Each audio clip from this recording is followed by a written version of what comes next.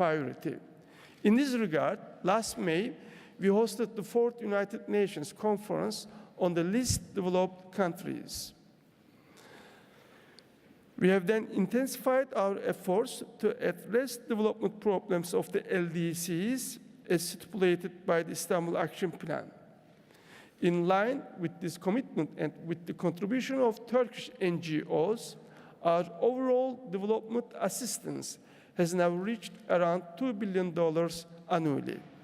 Coming back to my earlier point, there is no doubt that the best remedy to the elimination of poverty is to provide a functioning system of international free trade.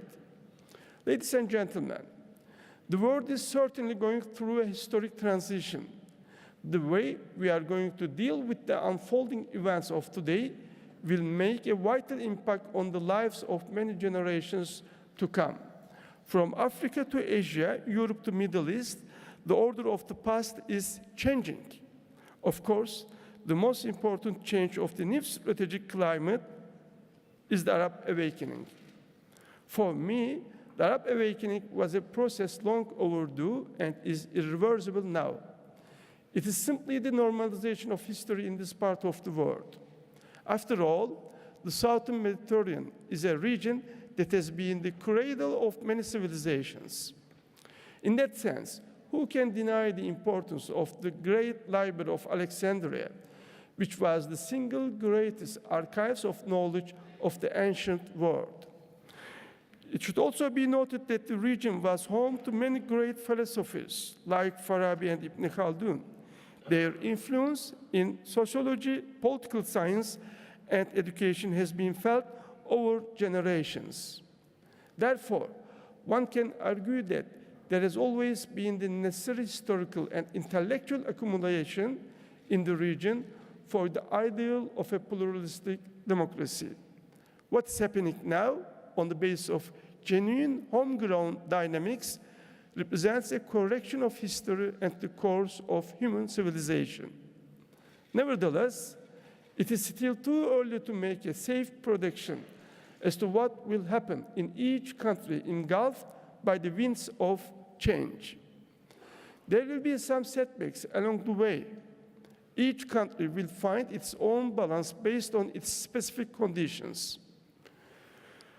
However, we believe that we now have a golden opportunity to end the decades-long misery of the region.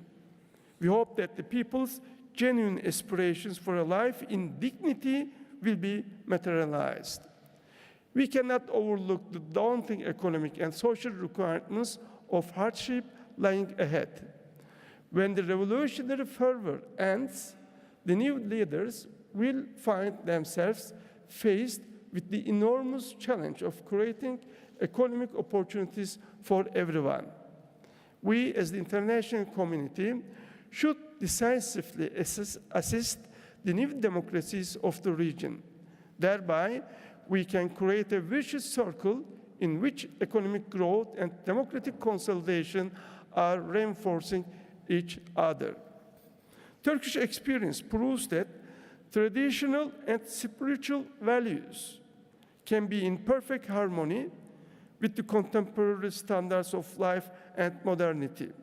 It's no surprise that the emerging democracies in many regions are examining Turkish democratic experience and institutional setup.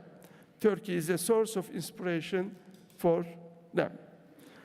Particularly, our approach to religious freedom and secularism and the way we have turned those notions into ultimate insurance of democratic pluralism and harmony between the state and the society is highly relevant. It sets an example for those countries in the region struggling to find the right balance between faith and politics. Distinguished participants, the growing pessimism due to the economic crisis in today's Europe is reshaping its political life. There are growing manifestations of intolerance and discrimination in most European countries. There is a rise in electoral support for political parties which portray immigration as the main cause of insecurity, unemployment, crime, poverty, and social problems. As a result, we are extremely concerned about the rise of xenophobic and Islamophobic tendencies. The horrific terror act committed in Norway last July was a chilling reminder that the threat of far-right extremism should not be underestimated. Unfortunately, there are dramatic signs of complacency, especially when the European collective conscience fails to accept the terror coming from its core. We all know that terror in itself is an insane act. Nevertheless, if we do not punish the perpetrators on the grounds of their so-called insanity, fighting terrorism will become an impossible job. Most recently, we were shocked once again, this time by the news of the cruel murders committed by the neo-Nazis in Germany between 2000 and 2006.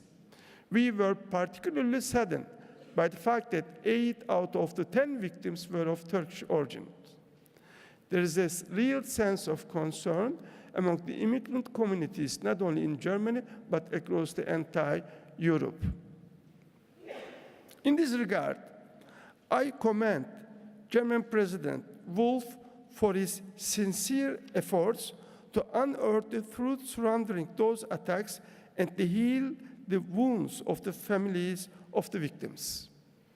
I hope President Wolf's political stand vis-à-vis the threats posed by the extreme right movements will set an example for all mainstream political figures and parties in Europe. Ladies and gentlemen, I should admit that so far I have depicted a rather gloomy picture of the world affairs. Of course, we have ample reasons to be worried. However, there is no room for pessimism. Last week, for instance, I visited Kyrgyzstan to attend the presidential handover ceremony in Bishkek. Although unnoticed, this successful and peaceful democratic transition relies in only 18 months at the heart of Asia is commendable. Therefore, I believe Kyrgyzstan deserves a helping hand from those who promote democratic transition around the world. The ongoing economic crisis should not overshadow the strategic imperative for supporting democracy, peace, and stability in the world. History is full of lessons proving the cost of inaction. As Mark Twain said, history does not repeat itself, but it does rhyme. I believe that the decisions and actions we take now will be instrumental in defining the outcome of the change